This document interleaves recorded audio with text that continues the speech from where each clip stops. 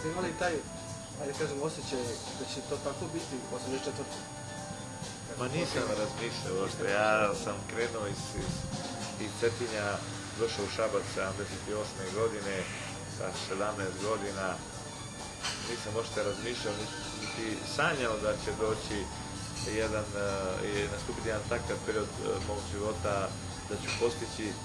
toliko dobrih sportskih rezultata, da će sve to obeležiti, znači, moj život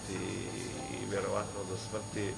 ću ostati član Metalbastike i Veselin Vujović, neko ko je postizao efektne golove, skakao puno. Pre neki dan mi je jedan fotograf dao jednu fotografiju iz meča sa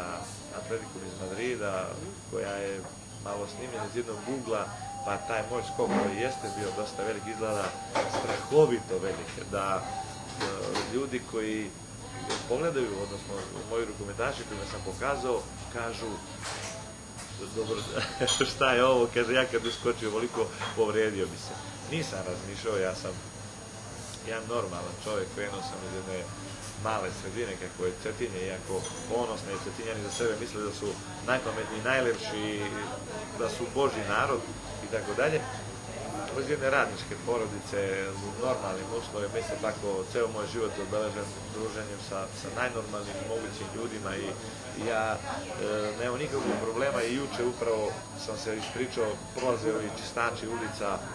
pa razgovaram nešto o isto onih, gde si legendo, ja kažem šta je majstori malo zahladnilo, sad vam je lakše i ispričam se s njima i možda su oni, ne sigurno, nego bolji ljudi, nego mnogi koji imaju mnogo para. Prema tome ne cijenim ja ljude po materijalnom statusu, ima nešto i mimo toga.